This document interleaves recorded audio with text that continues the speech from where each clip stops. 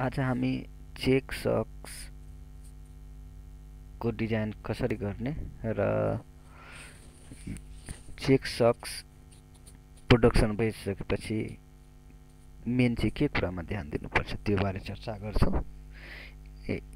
यो बक्स भएको सक्सलाई जनरल भाषामा हाम्रो चेक सक्स भन्छ। यो चाहिँ हाम्रो ओरिजिनल स्याम्पल हो र यो मैले बनाएको चेक सक्स हो। यो स्याम्पल को डिजाइन हेरेर बनाएको हो यो, तर ओरिजिनल स्याम्पल चाहिँ यो हाम्रो यो हो।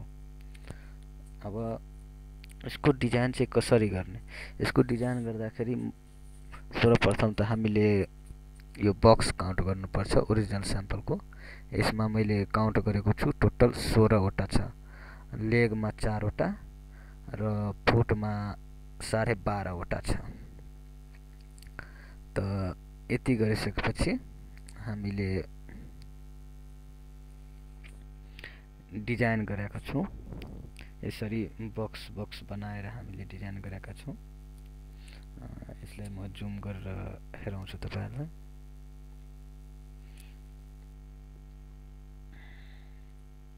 अनि अर्को कुरा हामीले यसरी त काउन्ट गर्यो भर्टिकल, होरिजन्टली पनि हामीले काउन्ट गर्नुपर्छ कतिवटा बक्स छ, त्यही अकर्डिङ डिजाइनमा पनि हाल्नुपर्छ। त हामीले यो डिजाइनमा जतिवटा होरिजन्टलमा बक्स छ त्यतिवटा नै हालेको छु क्याल्कुलेट गरेर 168 को निडलको हिसाबले, र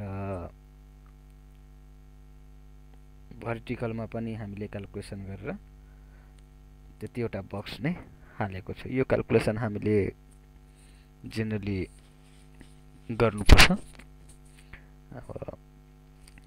अनि हाम्रो लेगमा 4 वटा छ बक्स, त हामीले 4 वटा लेगमा हालेको छु र फुटमा 12.5 वटा छ, 12.5 वटा हालेको छु।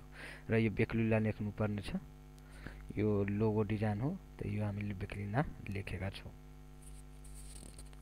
यो डिजाइन हामीले खासै गाह्रो डिजाइन छैन, नर्मली डिजाइन हो। अब यसमा झुकिनु पर्दैन। अनि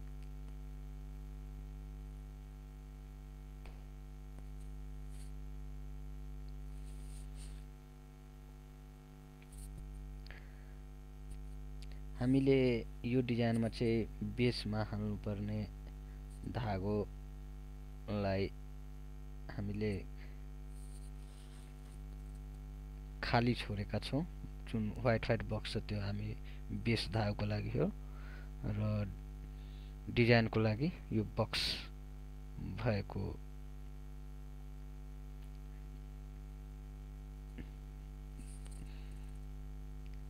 धागोको लागि हो। यति गरेपछि मसिनमा डिजाइन हालेर प्रोडक्सन गर्दाखेरि हाम्रो यस्तो सक्स बन्छ।